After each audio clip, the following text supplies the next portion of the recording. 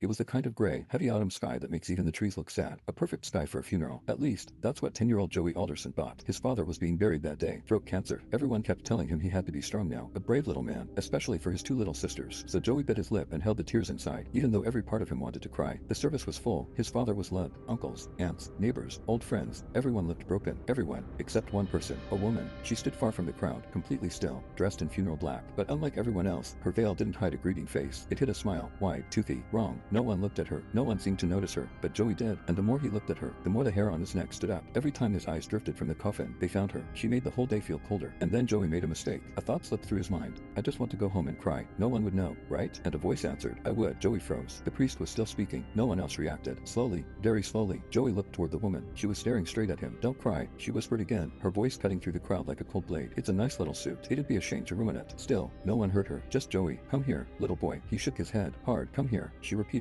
her tone soft but heavy, like someone pushing down on his thoughts. Joey's feet moved before he realized he was walking. He drifted away from his grandparents, away from his sisters, away from the coffin, right toward the smiling woman no one else could see. Up close, she towered over him, too tall, too straight. Her grin stretched impossibly wide beneath the veil, the kind of smile a human face shouldn't be able to make. Who are you? Joey whispered. She laughed softly, raising one hand toward the sky and the other toward the ground, palms open, like some ancient statue. They don't hear you, Joey said. Oh, they hear me in their own way, she answered. They just pretend they don't. Her smile pulled wider. The veil fluttered even though there was no wind. You wanted a secret, didn't you? She asked. Only for brave boys. I'm brave, Joey whispered. Grandma said I gotta be brave now. Oh yes, you will. She leaned closer, and you'll have to be, because it's going to be so scary for you and your little sisters, without your daddy. Joey felt tears burning behind his eyes. Do you know what happens when people die? She asked. He nodded. They go to heaven, or, no, she hissed, still smiling. Everyone is wrong about that. She bent down until her smile was inches from his face. When people die, they stay. They stay trapped inside their bodies, inside their coffins, under the dirt. Joey's breath caught in his throat. They hear everything, she whispered. Every prayer, every shovel of soil, every footstep walking away. Her voice dropped lower. Seconds turned to days, days to years, years to centuries. They lie there, unable to scream as their minds tear themselves apart. Then she threw her head back and laughed, a sound so sharp it cut straight through Joey's spine. The veil fell back, revealing just enough of her face that Joey didn't dare look directly. He ran, pure terror, blind, stumbling terror. He didn't stop until he hid in an old stone mausoleum, shaking so hard his teeth clicked. It took an hour for his grandparents to find him. They said he wandered off, that he was overwhelmed. No one believed he had spoken to anyone. They said no one unusual was there, but as Joey sat in the back seat, trembling, staring out the window, he saw her. The woman stood beside his father's fresh grave, veiled on, grain stretched to a monstrous rictus that didn't belong on any living creature. As the car pulled away, her silhouette seemed to grow, following him with her eyes. Joey never blinked, not once, not until the cemetery vanished behind the rain-covered glass. He knew what she was, a witch at the graveyard, and he knew her secret would never leave him. The earth is full of the dead, all of them wishing they could scream.